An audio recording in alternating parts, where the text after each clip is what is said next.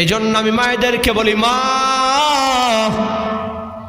আজকে অনেকেই বলে হুজুর এত ওয়াজ মাহফিল হয়, মেয়েরা পর্দা কেন করে না? মাইকের পর্দা ফেটে গেল, হুজুরের ওয়াজ শেষ হয়ে গেল।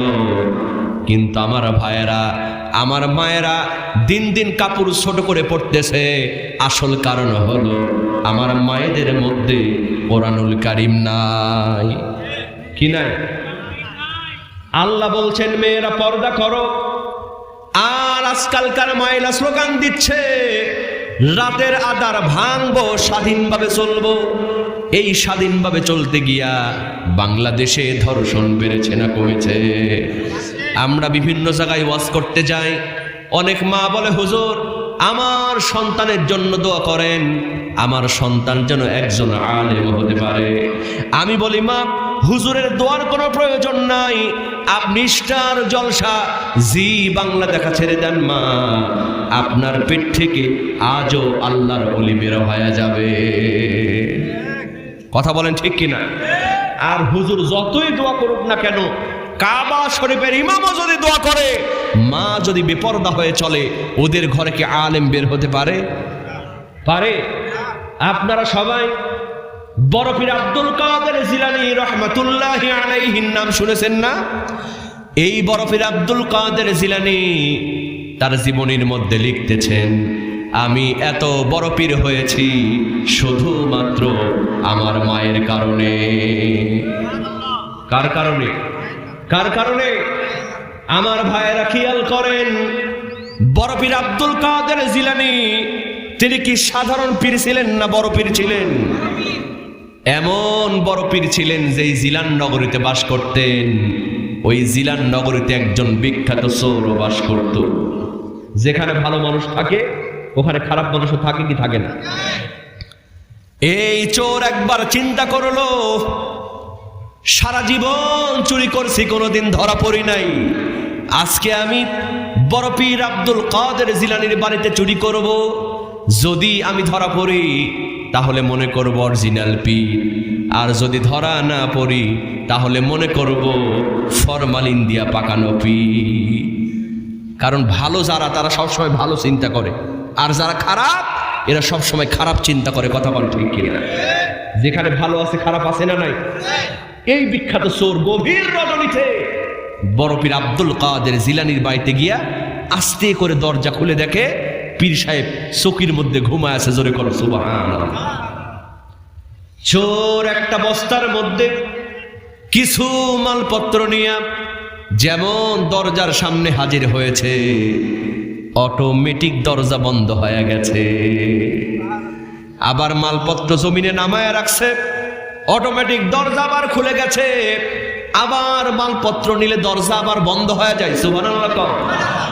চোর চিন্তা করে সর্বনাশ, এই পীর সাহেবের মধ্যে কারামতি আছে, সুতরাং আর দেরি করা যাবে না, এখন মাল সামানা রেখেই আমাকে পালাতে হবে। চোর এবার বস্তার মধ্যে সব মালপত্র রেখে ওই বস্তা রেখে দিয়া যেমন দরজার সামনে চলে গিয়েছে। এখন খালি হাতে থাকার পরেও আর দরজা খোলে। এতক্ষণ টাইম ছিল, এখন টাইম ওভার করে দিয়েছেন কে? চোর চিন্তা করে সর্বনাশ, এই দরজা টানাটানি করে কোনো লাভ নাই, কারণ দুনিয়ার কেউ দরজাটা লাগায় দেয় নাই, দরজাটা লাগিয়ে দিয়েছেন কে? ওয়াকানা হাক্কান আলাইনা নাসরুল মুমিনিন।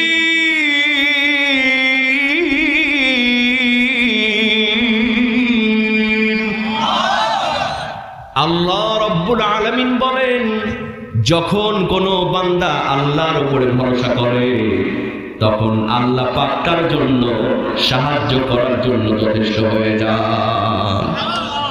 চোর চিন্তা করে একটু বুদ্ধি করা লাগবে। কি বুদ্ধি?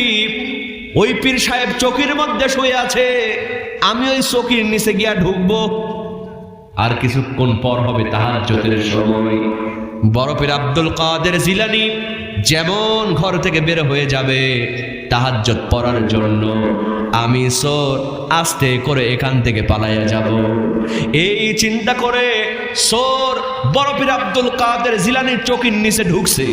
চৌকির নিচে বিখ্যাত চোর আর চৌকির উপরে বিখ্যাত পীর সাহেব। সুবহানাল্লাহ পাবেন না? তাহাজ্জুদের সময় ঘনায় গেল।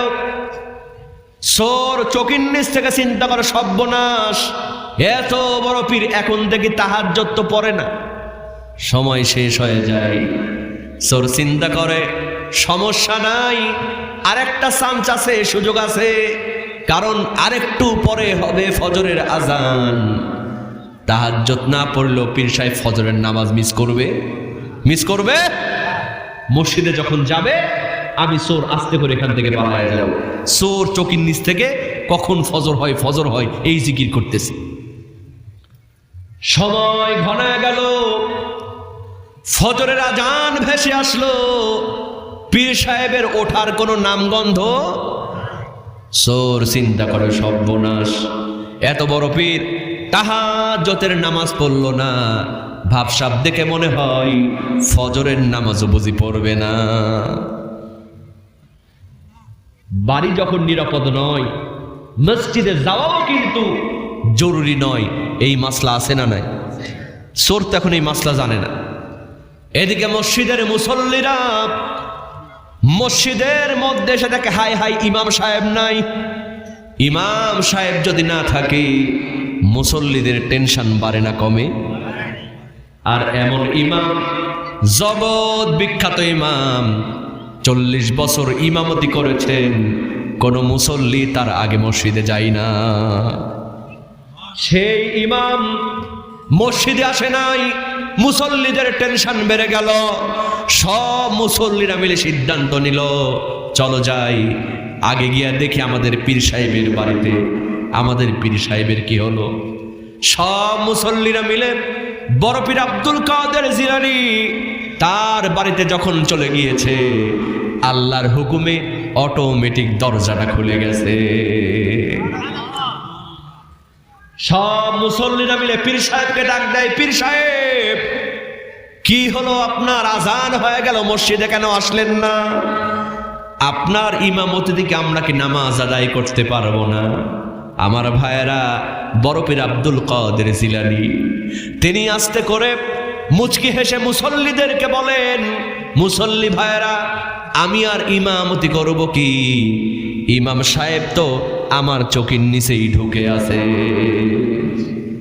ইমাম সাহেব কোথায় আছে? আচ্ছা, ওইটা চোখের নিচে থাক, আমরা সামনে একটু আগাই, ওখানে আসতেছি। এজন্য আমি এই ঘটনা বললাম। এত বড় পীর, তার জীবনী পড়ে দেখেন, তিনি বলতেছেন আমার একমাত্র বড় পীর হওয়ার কারণ তিনি হলেন আমার মা। তিনি কে? বড় পীর আব্দুল কাদের জিলানীর মায়ের অন্তরে 18 পারা পর্যন্ত মুখস্থ ছিল। তিনি শুনে শুনে 18 পারা পর্যন্ত মুখস্থ করেছিলেন ছোটবেলাতেই। জোরে করে সুবহানাল্লাহ। এজন্য মায়েদের পর্দার দরকার আছে না নাই? আমি এজন্য মায়েদেরকে বলি, মা আপনি যদি পর্দা করেন, মা আপনি নামাজ পড়েন, আমরা পুরুষ, আমাদের পায়ের নিচে মাটি, আর মা বোনদের পায়ের নিচে আল্লাহর জান্নাত। সুবহানাল্লাহ বলবেন না? সেই মেয়েটা বলতেছে, বাবা তোমরা যদি কেউ রাজি না হও, আমি মেয়ে কিন্তু এই বিয়েতে রাজি, কারণ মেয়েটার মধ্যে কি আছে? কি আছে? বিয়েটা কেমনে হলো আমরা শুনতে চাই কি চাই না? চোরটা কিভাবে ওখান থেকে বের হলো জানতে চাই কি চাই না? তাহলে মুসলমান সামান্য 5টা মিনিট, কয়টা মিনিট? এই যে কোরআনের মাহফিল, এই মাহফিল হোক, আপনারা চান কি চান না? সবাই একটু নামাজের কায়দায় বসেন, সবাই একটু নামাজের মতো করে বসেন, কারণ এই দোয়া আমাদের জীবনের শেষ দোয়া হতেও পারে। কথা কোন ঠিক কিনা? আগামী বছর এই মাহফিলে আমরা থাকবো, এই গ্যারেন্টি কারো আছে? হ্যাঁ, আমরা উঠে গেলেন কেন ভাই? না, আজানাত দেওয়া হবে না, এইরকম একটা। আরে ভাই বলেন তো, আমি যে কালেকশন করতেছি এটা আল্লাহর জন্য নয়? তা আপনারা ফট করে উঠে গেলেন। কোরআনের ময়দানের একটা আদব আছে, কথা বলেন ঠিক কিনা? এতক্ষণ থাকলেন, আর 5টা মিনিট থাকলে আপনি দোয়াটা করে যেতে পারতেন। কথা বলেন ঠিক কিনা? যারা চলে গিয়েছেন এদের কপালটা ভালো নয়। আহা, এতক্ষণ কষ্ট করলেন, 5টা মিনিট আল্লাহর জন্য থাকতে পারলেন না। আল্লাহ পাক হেদায়েত দিক বলেন আমিন। হ্যাঁ, এই টাকাটা দিয়ে দেন। জি, কি আজান দেওয়া লাগবে?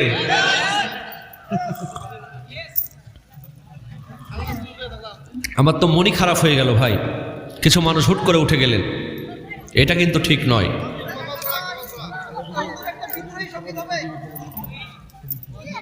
ভাই এখন অ্যাঙ্গেলে মারা লাগবে, কিসে মারবো? এখানে লাশ পড়বে, অ্যাঙ্গেলে ছাড়া লাগবে। জি, কষ্ট হলো আপনাদের? আমি আজকে যে কথাটি বোঝাতে চাইলাম, আমি মনে করছিলাম আর কিছুক্ষণ ওয়াজ করবো, কিন্তু আপনাদের এইরকম আচরণে খুব কষ্ট পেলাম। আর এখানে মাহফিল কমিটি আমাকে বলছে, হুজুর একটু কালেকশন করেন, এটা দরকার আছে না নাই? তো না না ভাই, আপনি কয়টা বাজে দেখেন, তাহলে সব দিয়ে আর তো এই যে 15 মিনিট, তাহলে ওয়াজ শেষ করে ঠিকই আছে আমার সময়, আমার তো মাথায় আছে। আপনি যখন সেলুনে বসেন, সেলুনকে বলেন ভাই দেখেন চুল কাটেন, কান যেন না কাটে, বলেন কোন অ্যাঙ্গেলে কাটা লাগবে, ওইটা সেলুনের দোকান জানে কি জানে না? তা আমি এখানে ওয়াজ করতেছি, কখন ওয়াজ শেষ করা লাগবে কালেকশনের তো আমার মধ্যে আছে, কিন্তু আদব হলো বক্তা যতক্ষণ মোনাজাত না দিবে ওঠা যাবে, ওঠা যাবে। এটাই হলো ধৈর্যের পরীক্ষা। এটাই কি কিয়ামতের ময়দানে তেমন কোনো কাজ না করে আল্লাহকে যদি একটু বলতে পারেন, আল্লাহ আরামের ঘুম হারাম করে প্রচন্ড শীতের মধ্যে ওই মাহফিলে আমি বসেছিলাম, আল্লাহ তুমি এবারে মাফ করে দাও, আল্লাহ মাফ করবেন না? এই বিশ্বাস আছে না নাই? আল্লাহ যেন কবুল করেন, বলেন আমিন। তাহলে আজান দেওয়াই লাগবে। প্রথমে বাংলাদেশি আজান। কি আজান? আপনারা ওইখানে মাইক ছিলেন ওই জায়গাতেও? আপনাদেরই মাইক ছিল ওখানে? ও, তো বক্স একটা দিলে মানে আমার জন্য সুবিধা হবে। মাইক আলহামদুলিল্লাহ খুব ভালো। প্রথমে এ বাবা আসতে, বাবা চাচমিয়া চাচা তো আর হুঁশ নেই। এই যে বাবার একটু কথা বলো না, যুবক ভাইয়েরা। আহা যুবক ভাইরা একটু থামো বাবা, তোমাদের তো ওয়াজ, তোমরা তো ঘুরে বেড়ালা, এমন দোয়া করবো জীবনের নেটওয়ার্ক পাবে না। প্রথমে বাংলাদেশি আজান। কি আজান? আল্লাহু আকবার, আল্লাহু আকবার, আল্লাহু আকবার,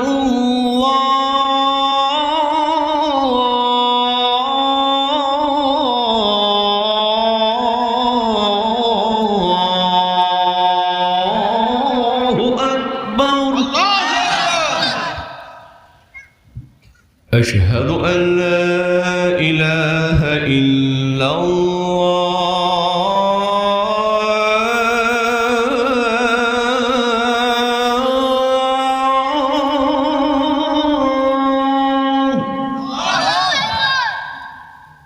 أشهد أن لا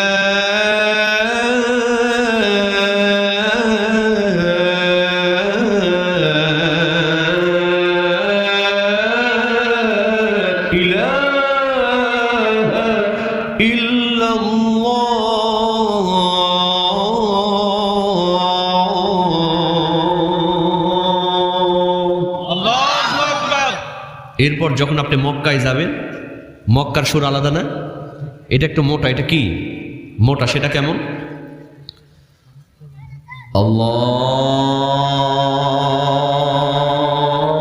আল্লাহু আকবার, আল্লাহু আকবার, আল্লাহ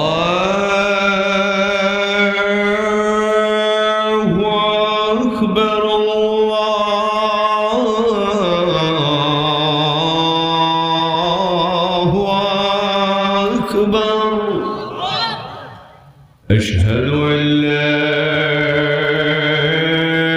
إله إلا الله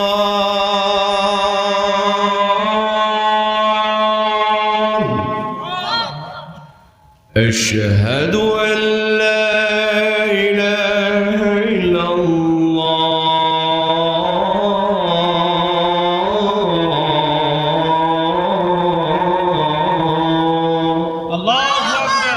এরপর যখন মদিনায় যাবেন, মদিনার আজানটা আর একটু চিকন, আর একটু কি, আর একটু পাতলা। সেটা কেমন?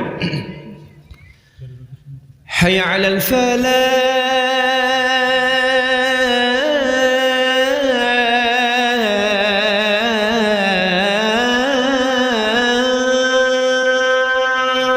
আল্লাহু আকবার, হাইয়া আলাল ফালাহ।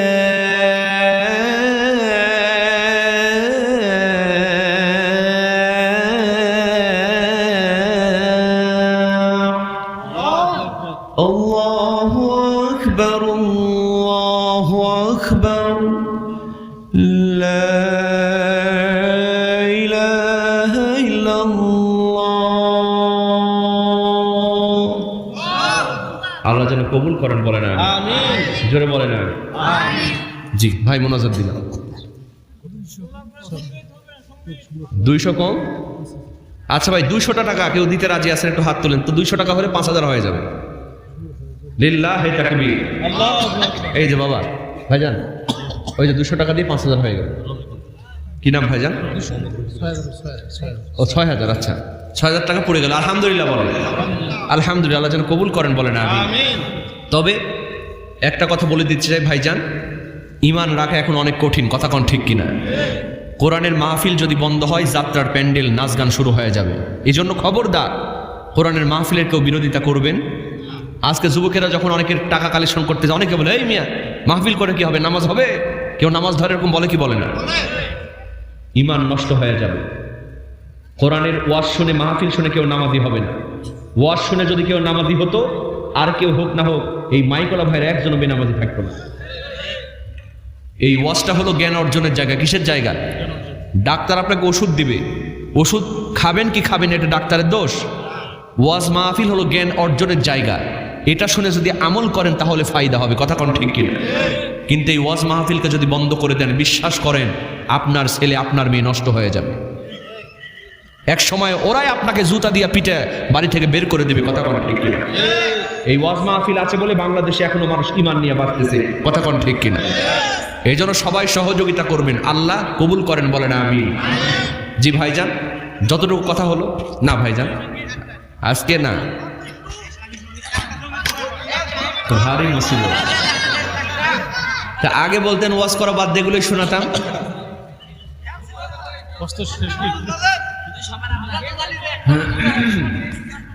তাই জানেন, ইন্নালিল্লাহ, এটা কি মেশিন না বাবা? কি ওয়াজ চলবে? সঙ্গীত চলবে? চলুক, হুজুর মরুক। ওয়াজ করা যে কি কঠিন বাবা। আজকে যদি আল্লাহ না করুক, আমি যদি সকালে মারা যেতাম, হতেও তো পারে নাকি? তাহলে মাহফিল কমিটি প্রথমে বলতো হুজুর মরলতে মরলো, একদিন পরে মরলো না কেন? আমাদের ওয়াজটা করে দিয়ে যা পারে তাই হোক, কথা বলা ঠিক কিনা? এই যে রাতের বেলা আমরা কুয়াশার মধ্যে যাই, গাড়িটা আমরা যাই না, আমরা যে কি বিপদে পড়ি, কোনো দিকেও খবর নিয়েছেন ভাইজান? এই জন্য রাত করা যাবে না, কারণ ওয়াজও হওয়া লাগবে, ফজরের নামাজও হতে হবে, কথা কোন ঠিক কিনা? তবে যেহেতু আমার ভাইয়েরা একটা ইসলামের কোন গান শুনবেন বলেন? বিদ্রোহী গান। নাস্তিকতা নিপাত যাক, দিন ইসলাম জিন্দাবাদ। নাস্তিকতা নিপাত যাক, দিন ইসলাম জিন্দাবাদ। প্রতিকানে একই আওয়াজ, খোদাদ্রোহী ছাড় পাবে না, এই বাংলায় ঠাই হবে না, মুসলমানরা জেগেছে আর। ও জোর কদমে সামনে চলো, বজ্রকণ্ঠে আওয়াজ তুলো, সবার মুখে একই তালে দাও না স্লোগান, নারে তাকবীর, নারে তাকবীর। আল কোরআনের আলো, আল হাদিসের আলো, ইসলামেরই জন্য দেশের হয়েছে জন্ম। ইসলামের বিরুদ্ধে গেলে দেশ হবে ভিন্ন, কথা কোন ঠিক কিনা? ইসলামেরই জন্য দেশের হয়েছে জন্ম, ইসলামের বিরুদ্ধে গেলে দেশ হবে ভিন্ন। ইসলামের বিরুদ্ধে যারা নিয়েছে অবস্থান, এই বাংলায় ঠাই হবে না, যাও হিন্দুস্তান, যাও হিন্দুস্তান, যাও হিন্দুস্তান। জোর কদমে সামনে চলো, বজ্রকণ্ঠে আওয়াজ তুলো, সবার মুখে একই তালে দাও না স্লোগান, নারে তাকবীর, নারে তাকবীর। আল কোরআনের আলো, আল হাদিসের আলো, লিল্লাহে তাকবীর। খুশি তো? যে আল্লাহ কবুল করুক, বলেন আমিন। আল্লাহুম্মা আমিন।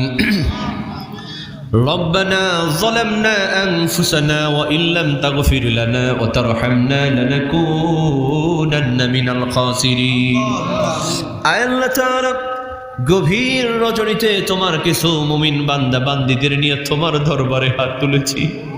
মেহেরবানি করে আমাদের জীবন জিন্দেগির গুনাহ খাতাগুলোকে মাফ করে দাও। আল্লাহ তাআলা, তোমার কাছে যখন দুহাত তুলি, দুজন মানুষের কথা বেশি বেশি মনে পড়ে।